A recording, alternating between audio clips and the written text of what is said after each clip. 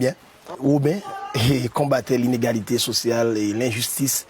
Et toute ma vie, moi, j'ai essayé de mener une lutte contre l'injustice sociale. Donc c'est une lutte pour une quête de justice sociale, tout comme le père fondateur de notre patrie, Jean-Jacques Dessalines. Lui, c'était un véritable Robin des Bois, je crois.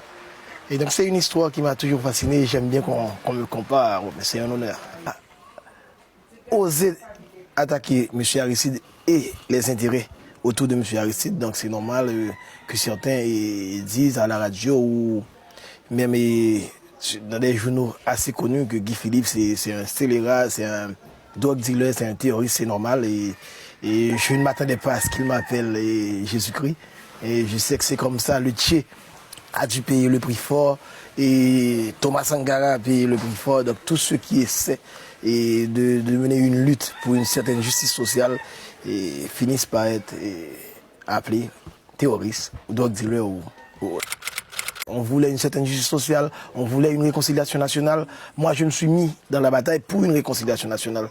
Et certains croient que je suis contre la Valace. Je ne suis pas contre la Valace. Je ne suis pas du Valéry, je ne suis pas contre la Valace. Je suis pour une Haïti unie. Et je crois qu'en 2003-2004, avec le départ de M. Aristide, c'est ce qu'on allait avoir. Mais malheureusement, encore une fois, la bourgeoisie corrompue, l'élite intellectuelle pourrie, excusez-moi l'expression, c'est ça. Et se sont mis du côté de l'ambassade américaine.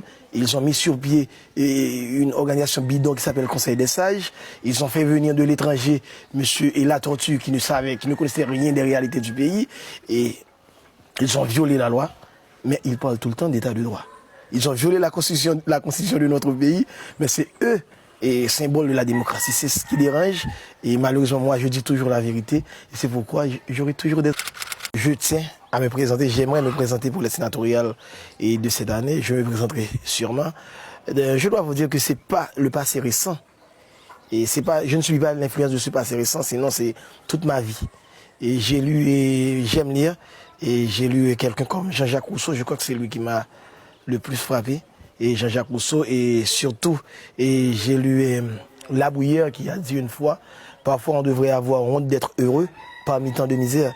Et ce sont ces choses-là, je crois que dès mon adolescence, ces choses-là m'ont frappé. Et j'ai voulu toujours consacrer ma vie à quelque chose qui soit plus grand que mon bonheur personnel. Donc ne vous en faites pas, je sais que c'est pas facile, je sais que c'est difficile, mais je suis prêt à faire le sacrifice ultime. Je crois que nous autres, après 20 ans de lutte contre les Duvalier, et c'est vrai que on ne peut pas changer un modèle ancien du jour au lendemain, un modèle de société du jour au lendemain, mais c'est aussi vrai qu'on attend trop. Et c'est vrai que l'histoire est parfois trébuche, balbutie. Mais je crois qu'il est grand temps qu'on puisse trouver notre route. Mais ce qu'on aimerait, et le grand problème, c'est que l'Amérique, surtout les États-Unis, veulent se faire passer pour un exemple. Non, l'Amérique ne peut pas être un modèle exemplaire. Aucun pays ne peut se permettre de dire qu'il est un modèle exemplaire. Il faut respecter la culture des autres. Et je suis haïtien et j'ai ma façon de vivre. Donc une démocratie qui est bonne pour les États-Unis ne veut pas dire que c'est bon. Et pour Haïti, il y a plusieurs types de démocratie. Pour eux, comme ils sont déjà assez loin, ils n'ont pas ce problème de famine et de misère et d'analphabétisation. Donc pour eux, c'est facile de dire la démocratie, et ça peut marcher. Mais et si mon peuple a faim, si le peuple ne veut pas manger, si on ne peut pas envoyer ses enfants à l'école, si on n'a pas accès aux soins de santé, comment peut-on parler de démocratie? Donc je crois que de démocratie à l'américaine. Donc je crois que c'est ça. On essaie de nous imposer un type de démocratie. Nous autres, nous sommes pour les droits de tout un chacun. Mais je crois qu'il n'y a pas un modèle de démocratie. Il y a des axes privilégiés ou des axes repoussoirs, au contraire. On pense beaucoup aux relations avec l'Amérique latine, on pense à ce qui vient de se passer avec le Canada, on pense aux relations avec la France, bien sûr. Quel est votre avis là-dessus? Je crois que depuis la mort de Pétion, malheureusement, je ne suis pas vraiment pro-Pétion, mais depuis sa mort et la mort du roi Henri-Christophe, je crois que par rapport à l'Occident ou les grandes puissances, Haïti a toujours développé une attitude de mendiant, de peuple mendiant. Et c'est ça, donc on ne peut pas dire qu'on a vraiment une position vis-à-vis des États-Unis, vis-à-vis de l'ancien bloc socialiste ou du Canada. Ceux qui nous gouvernent n'ont aucune position. Et ils ont besoin d'argent. Et nous sommes tous des mendiants en Haïti. Notre président, c'est le premier mendiant. Et comme on ne produit rien, et donc si le Canada dit qu'on doit faire ça, sinon le Canada ne donnera pas les 20 millions promis. Donc on n'a pas le choix, on doit faire ce que dit le Canada. Donc on aura une position vis-à-vis des autres quand et seulement quand Haïti aura atteint son autosuffisance alimentaire. Thomas Sankara disait, et ce dont nous avons besoin de l'Occident, c'est une aide de qualité. Ce n'est pas une aide de quantité qui nous envoie des sacs de riz ou de petits mie, non. Nous avons besoin d'une aide de qualité, comme les États-Unis ont fait avec l'Europe après la Deuxième Guerre mondiale, le plan Marshall. Ils ont reconstruit l'Europe, ils ont donné accès aux universités américaines, aux Japonais. Donc c'est ce type d'aide qu'on a besoin ici en Haïti. Malheureusement, ceux qui nous gouvernent, et quand ils vont aux États-Unis, en France, en Europe, dans toutes les grandes capitales du monde, ils vont demander de l'argent pour subsister. Et donc je crois que c'est ça notre grand problème. Et on trouvera notre position. On trouvera notre position. Et je suis sûr, je suis convaincu qu'un jour Haïti sera un grand pays. Et ne vous étonnez pas. Il y a pas mal d'Haïtiens qui sont prêts à donner leur vie pour que ça puisse arriver. Je vais vous dire un petit secret. Si vous voyez que dans un pays il y a beaucoup d'ONG, c'est que ça ne marche pas et ça ne marchera pas. Ça ne marchera pas. Les ONG ne sont pas ici pour nous aider en réalité. Bon, peut-être que certains qui travaillent dans les ONG sont de bonne conscience, mais ils veulent vraiment aider. Mais ceux qui décident, ceux qui pensent pour les ONG ne veulent pas vraiment qu'on sorte de cette misère. Sinon, on aurait pu avoir une aide de qualité.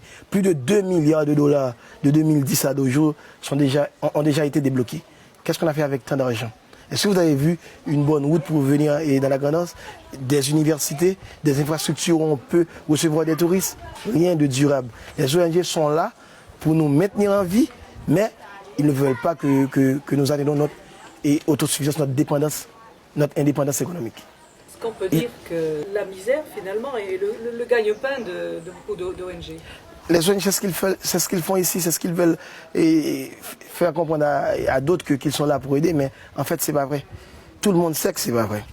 Et vous avez vu comme M. Kagame a dû faire pour essayer d'aider le Rwanda, et vous avez vu comment Chavez a dû faire pour essayer d'aider les Vénézuéliens. Le jour où un gouvernement voudra qu'on ait une Haïti meilleure, vous verrez qu'il n'y aura pas beaucoup d'ONG, 2, 3 ou 4. Mais pourquoi avoir des milliers et des milliers d'ONG? Chacun fait ce qu'il veut. Le Canada te promet 20 millions de dollars. Donc le Canada envoie des ONG canadiens pour prendre les 20 millions et rentrer au Canada. Les Américains font de même. Et ça, c'est pas une aide. On est un pays à vocation agricole. Comment comprenez-vous, il n'y a pas une banque de crédit agricole? On fait tout ça, le paysan fait tout ce qu'il doit faire pour planter, et après à la fin, il ne peut rien vendre. Et comme il ne le vend pas, et dans 2, dans 3 jours, et ça périt. Donc il faut l'agro-industrie, il faut des usines de transformation. Et si les ONG veulent aider, par exemple, donner à manger aux enfants, on ne peut pas importer du riz des États-Unis pour donner à manger aux enfants. On achètera du paysan et le paysan verra que maintenant ce qu'il fait a de l'importance. Et vous allez voir que petit à petit, on trouvera notre route, notre chemin. Mea culpa, de mea culpa en mea culpa. Bill Clinton a fait son mea culpa, j'ai bien entendu d'autres qui ont fait leur mea culpa. Je ne crois pas que c'est ce dont nous avons besoin. Nous avons besoin d'une politique ferme, d'un président ferme et d'un groupe ferme qui dit bon ok, ça suffit, on doit aller de l'avant. Mais faire des mea culpa et n'apporter aucun changement, ça ne rime à rien. Et j'ai bien entendu les mea culpa de M. Clinton, que je respecte d'ailleurs, et j'ai bien entendu d'autres mea culpa, mais aucune... Ils n'ont pris aucun engagement pour que ça change. Et donc, malheureusement, c'est ça. Mais pour le commerce du riz, pour la détaxation, c'est pas seulement le riz, c'est tout. On importe tout maintenant. On importe tout de la République dominicaine ou des États-Unis d'Amérique. Donc maintenant, on est vraiment dépendant de la République dominicaine économiquement. Est-ce que c'est normal? Non, c'est pas normal. Est-ce qu'on doit avoir des problèmes avec les Dominicains? Non. La faute n'est pas aux Dominicains. C'est nous autres Haïtiens qui devons prendre notre responsabilité. Ce sont ceux qui nous gouvernent qui doivent investir dans la production nationale. Par exemple, nous avons près de 903 000 hectares irrigables. 903 000 hectares de terres irrigables en Haïti. Et bon, cultivables. Seulement 100 000 hectares sont cultivés. Mais pourquoi? L'État, c'est le plus grand propriétaire foncier en Haïti. Mais pourquoi on ne cultive pas ces terres-là? Donc on doit en connaître les causes, on doit chercher les causes et trouver les solutions. Je crois que si on veut, Haïti peut atteindre l'autosuffisance alimentaire. Encore une fois, c'est l'irresponsabilité de l'État. L'État n'est pas responsable, l'État n'a jamais été responsable. Je viens de vous dire que l'État est propriétaire de plus de 30% des terres du territoire national, mais l'État est irresponsable. Ici, il y a des lois. Il y a des lois qui disent, voilà, monsieur le maire, voilà ce que vous devez faire. C'est une question que vous auriez dû poser au maire de Pestel. Il y a les lois sont là. Il y a les taxes à percevoir sur les propriétés bâties. Il y a les taxes à percevoir avec les marchands et jours de marché. Mais le maire s'en fout, tout le monde s'en fout, le collecteur d'impôts s'en fout. Et voilà, on attend de l'aide. Et pourtant, si on voulait... par exemple, je vais vous donner un exemple. Pour payer tous les employés de la commune de Pestel, le maire a besoin de 200 000 goudes. 40 000 $ haïtiens, 200 000 goudes. Et Pestel, seulement ici au centre-ville, on pourrait ramasser près de 2 à 300 000 goudes par mois. Mais on ne les ramasse pas. Et chaque mois, le maire doit écrire à Port-au-Prince, écoutez, aidez-nous, on ne peut pas payer nos employés. Donc c'est l'irresponsabilité partout. Le président est irresponsable, le premier ministre est irresponsable, les maires sont irresponsables, les députés et sénateurs sont irresponsables, tout le monde est irresponsable. Qu'est-ce qu'il faut faire pour que la population entende ce message, quoi? Parce que c'est impopulaire. C'est très impopulaire. Dire aux marchandes qu'elles devraient, parce que partout c'est comme ça que ça se passe. C'est impopulaire, mais le peuple est prêt à accepter. Ici à Pestel, on a cette grande génératrice pour donner de l'électricité. Vous voyez cette génératrice. Donc chaque samedi, on a dit ok, chaque samedi on va collecter de l'argent. Vous devez donner 10 $ et vous 5 $. Au début, tout le monde disait non. Mais après, quand ils ont vu l'électricité, tout le monde venait. Ah, pourquoi vous n'êtes pas passé? On attend l'argent.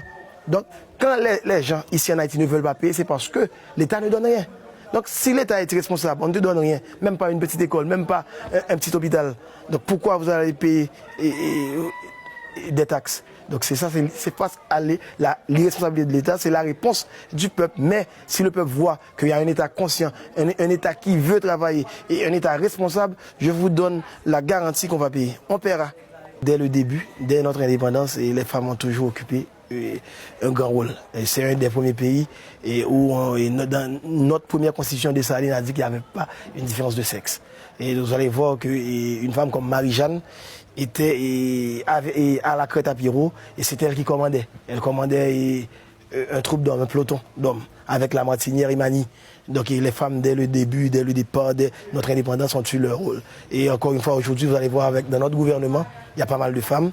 Donc d'ailleurs, nous autres Haïtiens, les femmes sont vraiment nos mères. Ce sont les femmes qui nous envoient à l'école et ce sont elles qui prennent soin de tout. Même les maris dépendent des femmes en grande partie, surtout dans le milieu paysan.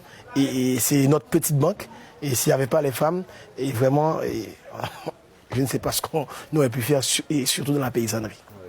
C'est des causes historiques. C'est étonnant, hein, parce que les femmes à Haïti, c'est vraiment très particulier quand même. Ah, c'est vrai. Et en Haïti, les femmes, c'est chef de la maison. Ce qui ne les empêche pas d'être maltraitées aussi. Il y a une ambiguïté. Parfois, elles nous maltraitent aussi. Non, c'est vrai, mais heureusement, on a des lois. Et en ce sens, il y a toujours des hommes machistes. Mais il y a des lois. Il y a des lois et maintenant les femmes connaissent leurs droits. Donc c'est pas facile pour un homme de maltraiter une femme. Et même ici à Pestel, vous maltraitez une femme et rapidement elle va au commissariat et on t'arrête. Donc il y a des lois, il faut reconnaître ça, c'est bien. Et les femmes ont leur importance et on les respecte beaucoup ici. Alors là, j'ai une idée qui me vient par la tête parce que je vois passer un préservatif qui sert de ballon. Il y en a eu beaucoup hier. Mais il y a quand même un problème là, ça nous a amusés bien sûr, mais peut-être là, j'y pensais pas, mais là c'est en voyant ce beau ballon qui vole bien que je pose ce problème de la sexualité un peu débridée en Haïti, ce qui serait sympathique ma foi, si ça n'avait pas aussi des conséquences dramatiques. Donc, il faut reconnaître qu'ici, à Pestel, et dans la Grandance, ils ont mené une bonne campagne contre le sida. Donc c'est pour ça que vous voyez tout le monde a son préservatif, même les enfants. Mais ce n'est pas un secret qu'ici à Pestel et dans toutes les grandes villes du pays, que ce soit Saint-Marc ou les Cailles, et les enfants ont leur premier rapport sexuel dès 10 ans. plus ou moins. Et ici à Pistel, c'est scandaleux et il y a des enfants de 11 ou de 12 ans qui vivent avec des hommes et leurs parents sont d'accord et on ne peut rien faire. Si je vais dire, ah non, et madame, vous ne pouvez pas donner votre fille de 13 ans et à quelqu'un, il va me dire, ah, tu vas en prendre soin. Donc c'est comme ça, donc je crois que c'est la misère et c'est lié à la misère. Malheureusement, l'État condamne ça, les lois de la République condamnent ça. Mais si vous allez chez un juge ou quelqu'un, et les parents ils vont dire, il n'y a rien, c'est pas vrai. Et c'est quelqu'un qui travaille avec monsieur. Donc c'est comme ça qu'il y a une certaine tolérance, mais c'est à cause de la misère. Donc c'est tant de problèmes qu'il faut résoudre, mais on ne peut rien résoudre si on atteint pas, si nous n'avons pas cette autosuffisance alimentaire, si nous ne pouvons pas donner à manger à notre peuple, il n'y a rien qu'on puisse faire. Pourquoi qu'on devrait avoir peur de moi? Mais ceux qui devraient avoir peur de moi, ce sont les ennemis de la nation. S'ils ont peur de moi, ils ont raison. Parce que je vous ai dit tantôt que je suis prêt à donner ma vie pour Haïti. D'ailleurs, je l'ai déjà prouvé et je peux le faire encore si c'est nécessaire. Pour mon pays, je ferai n'importe quoi. Donc il n'y a que les délinquants, il n'y a que ceux qui veulent vendre la souveraineté de mon pays, il n'y a que les grands dirigeants corrompus qui doivent avoir peur de moi. Mais sinon, et je suis là, je suis avec tous les enfants, vous pouvez voir, et tout le monde est mon ami, je n'ai d'ennemis que ceux de la nation.